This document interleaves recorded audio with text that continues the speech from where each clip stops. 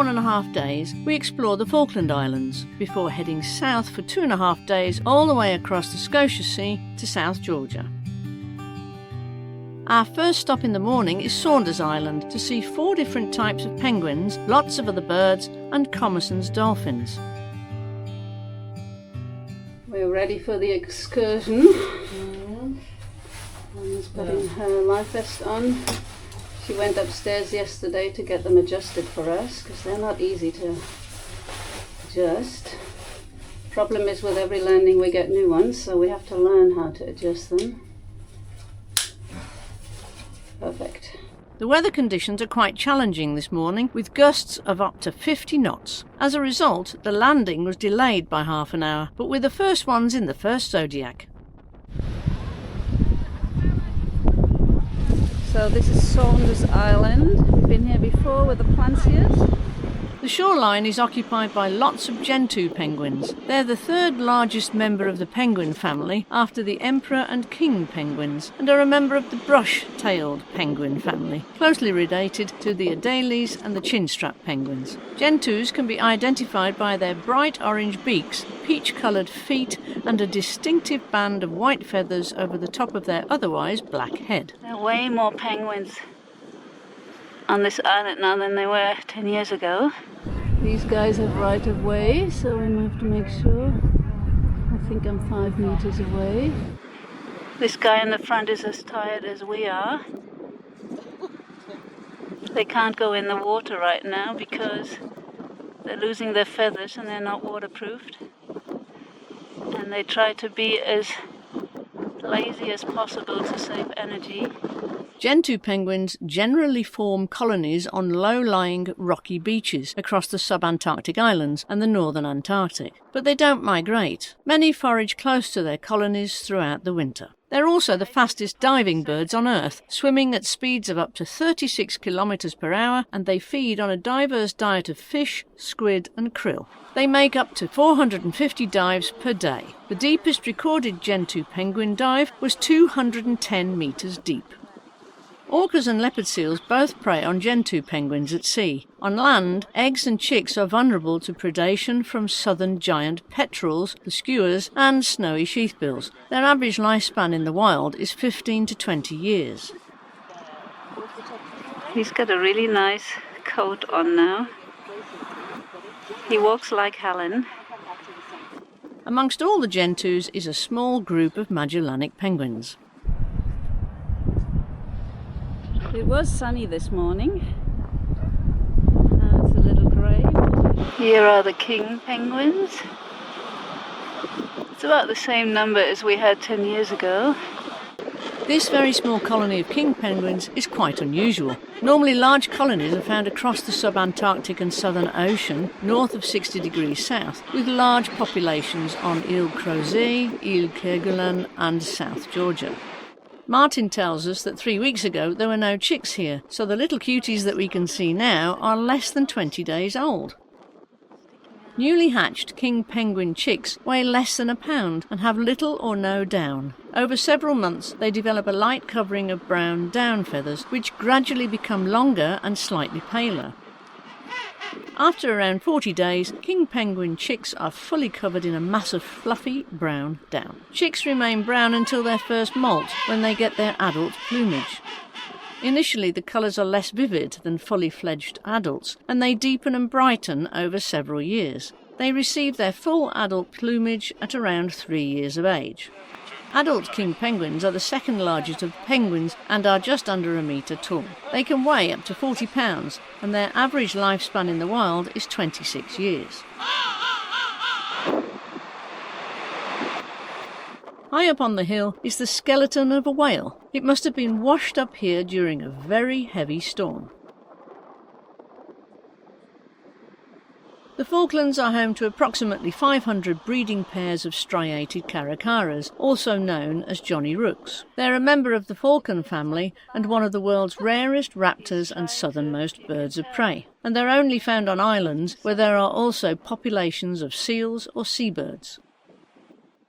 Known for their remarkable intelligence, striated caracaras are adept at problem solving. They've been observed removing rocks to find food or even taking lids off rubbish bins. This adaptability and resourcefulness leads some experts to believe they may be the most intelligent of all falcons.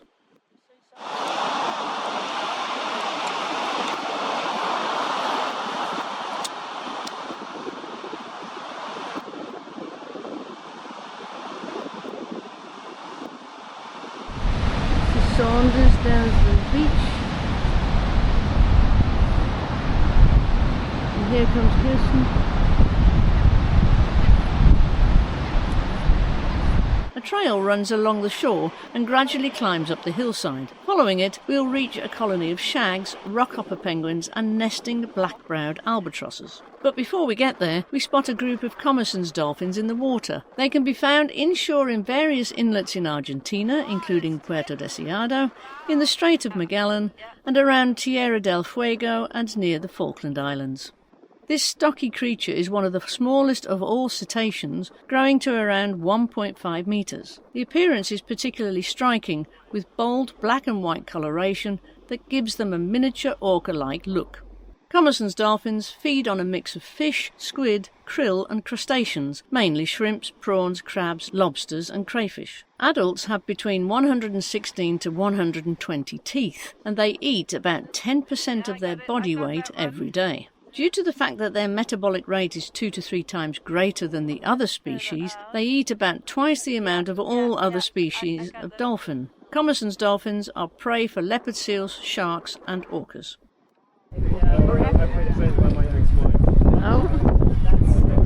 The main attraction on Saunders Island are these fluffy and cute black-browed albatross chicks. They're almost fully feathered and seem to impatiently await the moment when they are able to set out on their very first flight.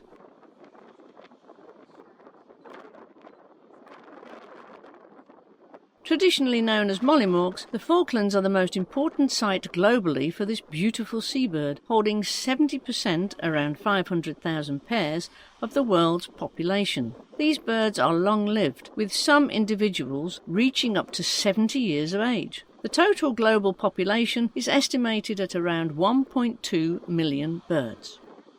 The nest, which is reused every year, is a solid pillar up to 50 centimetres high of mud and guano, with other materials sometimes incorporated.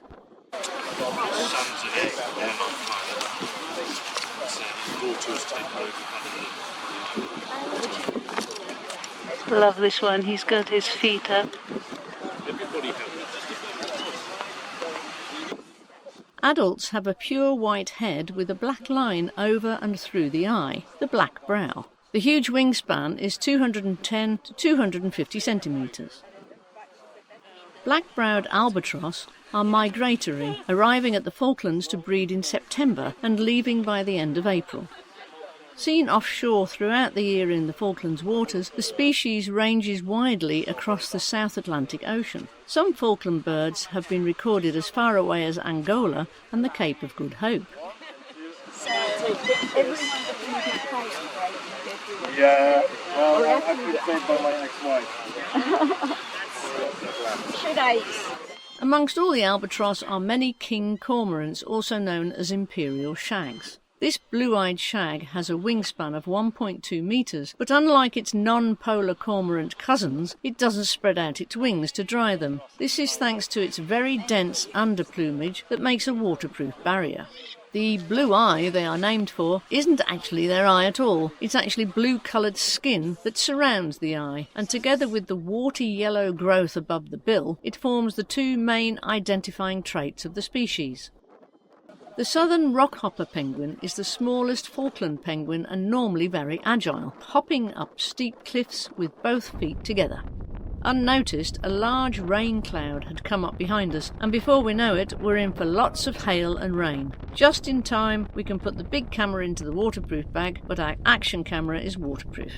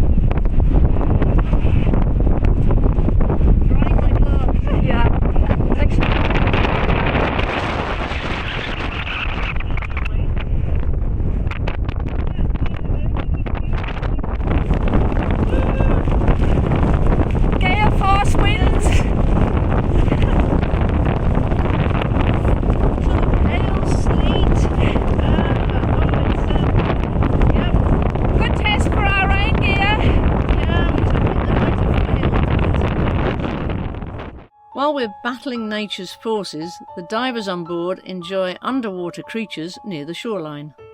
There is a queue at the Zodiac landing, so we spend some more time on the beach to watch the Gentoos enjoying the large waves. It's probably like a little whirlpool experience for them.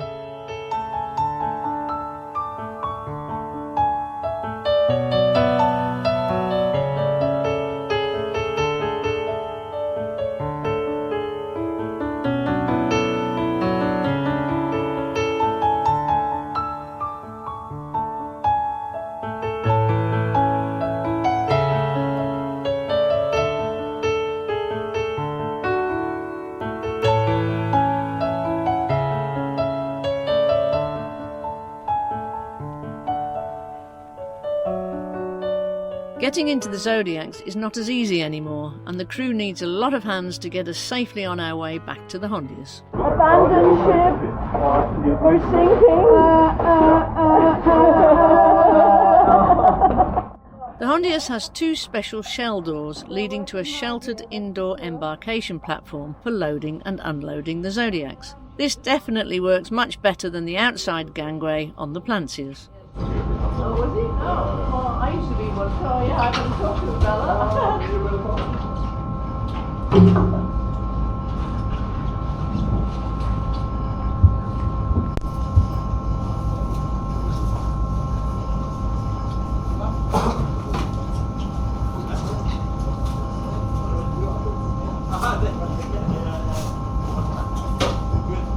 This is boot cleaning operation. Press the button.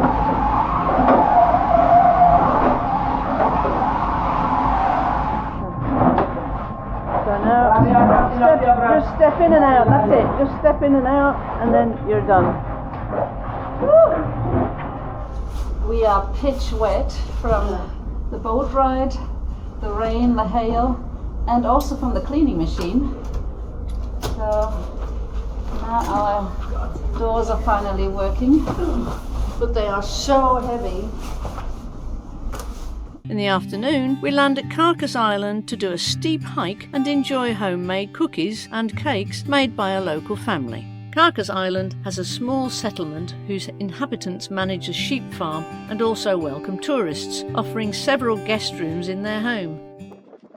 10 years ago, we went on a 4-kilometre hike to another beach and then back to the settlement, but the swell is too high to land close to the beach, so we're climbing up the steep hill just for the views and some exercise.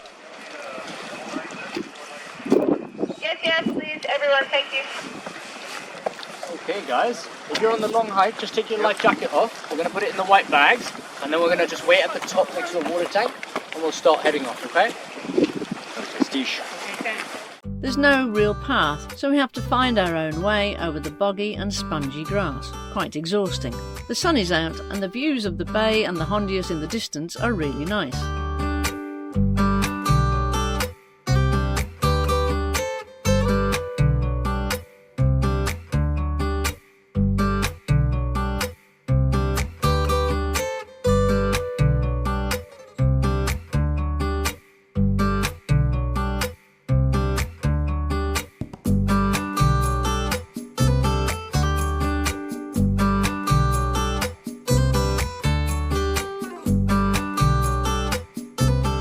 After the tough climb, it's time to go back down. We still remember the yummy baked goods from 10 years ago, and a cup of English tea is calling us.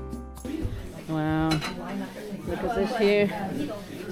We have scones, we have carrot cake, we have macaroons. Oh, it looks like coffee cake. Look at all this. Oh, Bakewell tarts. We might have Bakewell tarts and cookies and more scones. Wow. Wow. That is so good. After the yummy tea and cakes, we still have plenty of time to watch the many different types of birds on the beach. There are 5 types of geese found on the Falkland Islands. The totally white male of the kelp geese is highly visible on the shoreline. The female is dark brown above and heavily barred black and white beneath, almost invisible against dark rocks and seaweeds. Both sexes have bright yellow legs and feet. Kelp geese are common in Patagonia, Tierra del Fuego and the Falkland Islands. They're highly specialised feeders, consuming only seaweed, and are known to travel long distances along the South American coast to find it. However, the Falklands population remains resident all year round. Kelp geese favour coastal areas with long grasses like tussock, where females lay their eggs, hidden among the vegetation. Typically, they lay 4 to 7 eggs in October or November. During this period, the male takes on the role of guarding the female as she incubates the eggs and protects the young chicks once they hatch. The estimated world population is around 30,000 individuals. The chicks are really cute too. Okay, copy, thank you. Magellanic penguins are medium-sized penguins native to the coasts of South America, especially in Argentina, Chile and the Falkland Islands. Recognised by their black backs and white abdomens, they also feature 2 distinct black bands across their chest. These penguins are social birds, known for their loud braying calls, and they play an important role in coastal ecosystems. Magellanic penguins are unique among penguins for their burrow nesting habits. They dig burrows into sandy or grassy coastal areas, which provide shelter from predators and the elements. These burrows also help them protect their eggs and chicks during the breeding season. Every year, Magellanic penguins undertake long migrations, travelling thousands of kilometres between their feeding and breeding grounds. They navigate ocean currents to find their destinations, and during these migrations, they spend months at sea.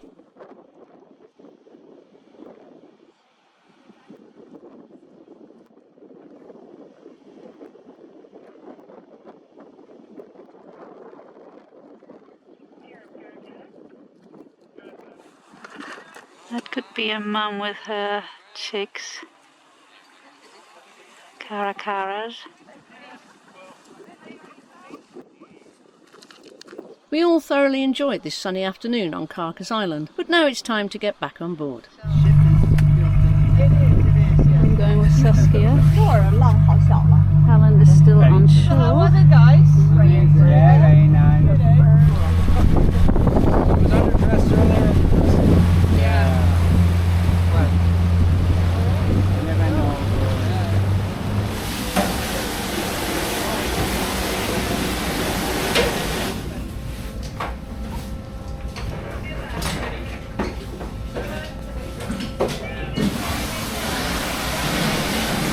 I almost didn't recognize you. After all my gear on. Are you sure they do the back of this group?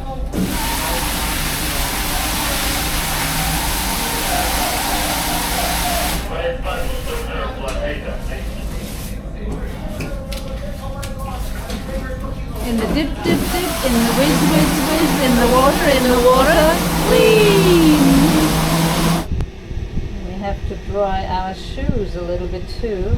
Might be sweat, we're not quite sure. Maybe it's from when we're stepping into the water.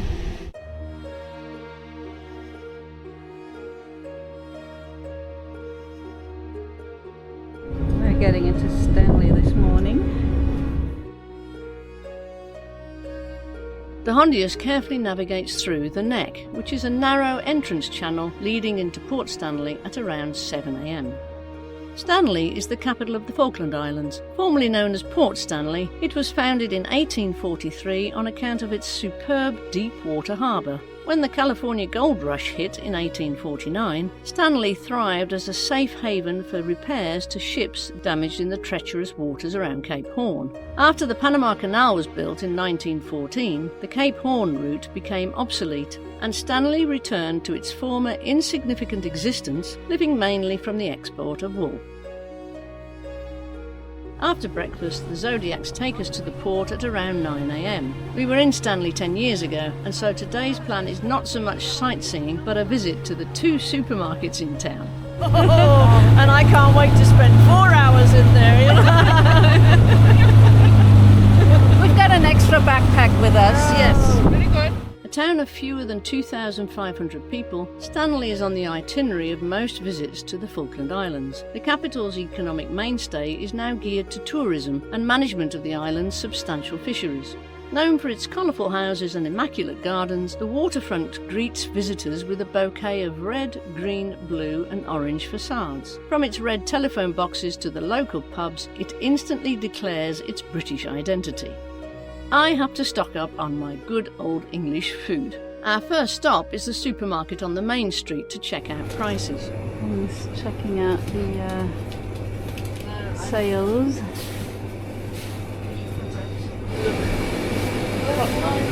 Cauliflower. Do we have a microwave? I could take cauliflower cheese and all kinds of meals when there's nothing for me to eat on board.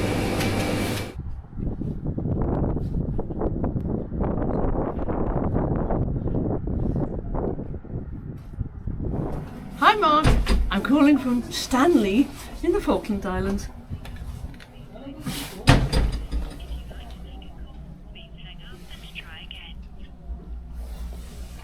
There you go. You're already out of money? I'm out of money already. Sorry. No, bye. Hello and bye.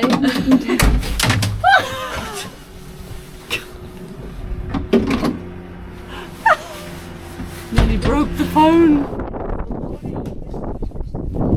We saw each other 10 years ago was the last time we came on a cruise. We thought we'd come back and say hello. Well, I haven't aged. No, What about you? you haven't changed a bit. And we were here when the Michael Defence Fallon was here. Secretary, the Secretary of Defence, Michael Fallon, came for a visit. And you were And you were interviewed by the BBC. BBC. That was 10 years ago. So 10 there years. you go. Oh, yes, of course. So 14th of August we got the King on the Falkland notes. Yeah. Because last time the Queen was on here when we were there, Yeah, of course. No, she's still around. We are exhausted. We had to walk miles for the next supermarket, but here we are. Let's go. We get some deals in here. We walked out to Chandlery supermarket without realising that it was 3.1 kilometres. I'm in heaven. The supermarkets on the Falkland Islands are stocked with all my favourite goodies from the UK. They're usually transported via military planes to the Falklands, and the prices are the same as they are in the UK. It's been a long time since I've had my favourite chocolates and crisps. So here's what I haven't bought so far. I was going to buy.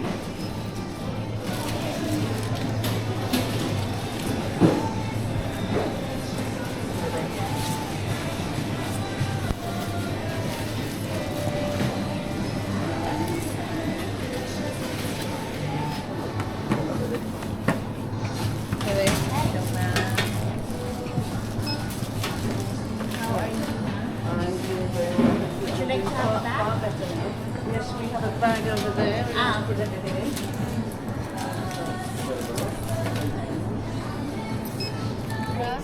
So tonight we have a doll Menu on the left top. I don't know. made by our Indian chef. We're kind of halfway between the Falkland Islands and South Georgia. And it's beautiful sunny weather out there. We've got some albatrosses flying around the ship. We had no wake-up call this morning, and breakfast was served at 8 o'clock. Afterwards, we had the mandatory South Georgia briefing, where the expedition team outlines biosecurity procedures, wildlife guidelines, and operational details for our upcoming landings. The highlight of the morning, though, are the Hourglass dolphins right next to the Hondias. This is the second time on this trip that we're lucky to see them so close to the ship.